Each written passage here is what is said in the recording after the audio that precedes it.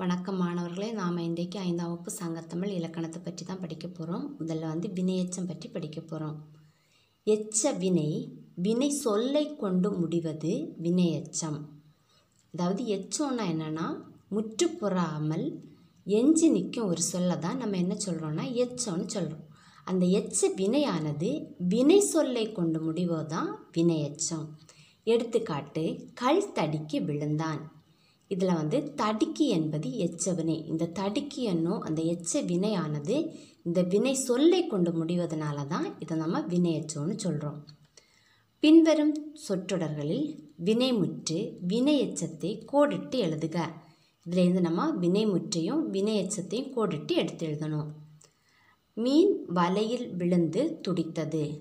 வினைமுற்று துடித்தது, வினையெச்சம் விழுந்து. மாடுகள் புல்லை மேய்ந்து பசியாறின.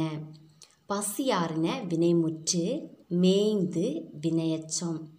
மான் தப்பி பிழைத்தது. பிழைத்தது வினைமுற்று, தப்பி வினையெச்சம். மக்கள் கலைந்து சென்றனர். சென்றனர் வினைமுற்று, கலைந்து வினையெச்சம். குயில் பறந்து சென்றது. சென்றது வினைமுற்று, பறந்து வினையெச்சம். தேடிய பொருள் கிடைத்து மகிழ்ந்தேன். மகிழ்ந்தேன் வினைமுற்று, கிடைத்து வினையெச்சம்.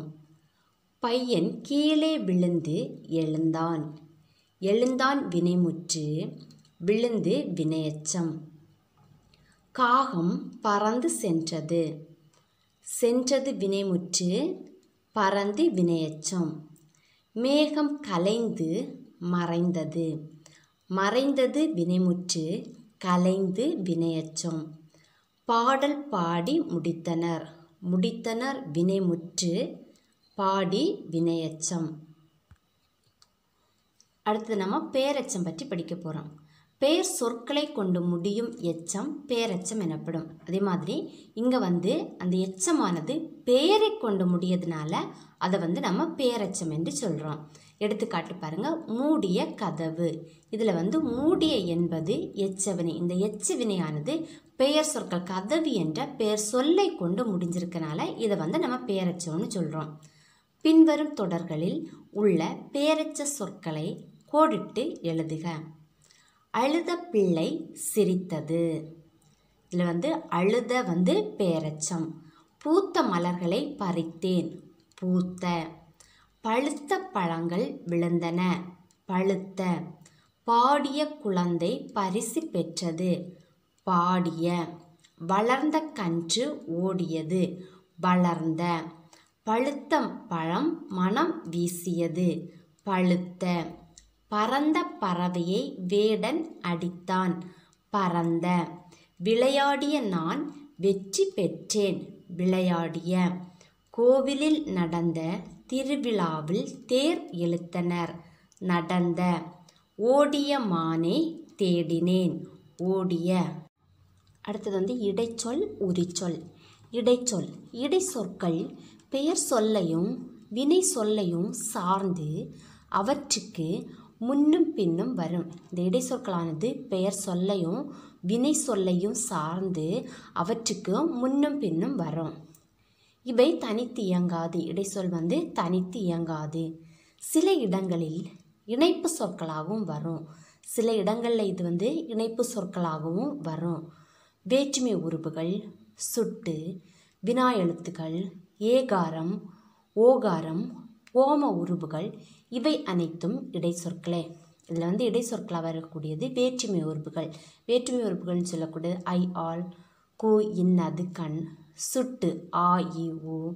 வினா எழுத்து ஏ, யா, அந்த மாதிரி வினா எழுத்துக்கள். ஏகாரம் ஏ, ஓகாரம் ஓ, ஓம உறுப்புகள் போல இந்த மாதிரி எழுத்துக்கள் இடை சொற்களாக வரும். அடுத்தது தகுந்த இடை சொற்களால் நிரப்பு. இதில் விடைகள் கொடுத்துருக்காங்க. சரியான விடைகள் ஏதோ அதை எடுத்து நிரப்பணும். கிளி டேஷ் பேசினாள் போல. யானை கூட்டம் புகுந்தது. டேஷ் வாழைத்தோட்டம் உருக்குலைந்தது. அதனால். நல்லவன் டேஷ் பெயர் எடுப்பது கடினம் என்று. திருமணத்திற்கு உறவினர்கள் டேஷ் நண்பர்கள் வந்திருந்தனர் மற்றும். அடுத்தது உரி சொற்கள். செய்யுளுக்கே உரித்தான சொற்கள் உரி சொற்கள். செய்யுளுக்கே உரித்தான சொற்கள் நம்ம உரி சொற்கள் என்று சொல்கிறோம். பெயர் சொல்லையும் வினை சொல்லையும் சார்ந்தே தோன்றும், தனித்து இயங்காது. இது பெயர் சொல்லையும் வினை சொல்லையும் சார்ந்தே தான் தோன்றும், தனித்து இயங்காது. மிகுதி என்ற பொருளில் வரும். இது மிகுதி, அதாவது அதிகம் என்ற பொருளில் வரும்.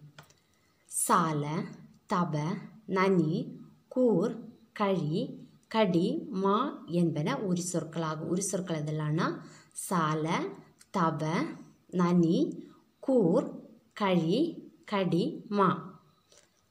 இது எடுத்துக்காட்டு கொஞ்சம் கொடுத்துருக்காங்க பாருங்க. சால பேசினான் அப்படின்னா மிகுதியாக. தப வலிமை, அதுவும் மிகு. நனி மகிழ்ந்தான் மிகுதியாக. கூர் வேல் அதிக கூர்மை. கடி நகரம் அதிக காவலை உடைய நகரம். மா ஞாலம் மிகப்பெரிய உலகம். கழி பேரு வகை மிக மகிழ்ந்தான். இந்த மாதிரி மிகுதி என்ற பொருளில் வரக்கூடியதான் உரி சொற்கள். இன்றைக்கு நாம் வினையெச்சம், பெயரெச்சம், இடைச்சொல், உரிச்சொல் பற்றி படித்து முடிச்சிட்டோம் மாணவர்களே. நன்றி.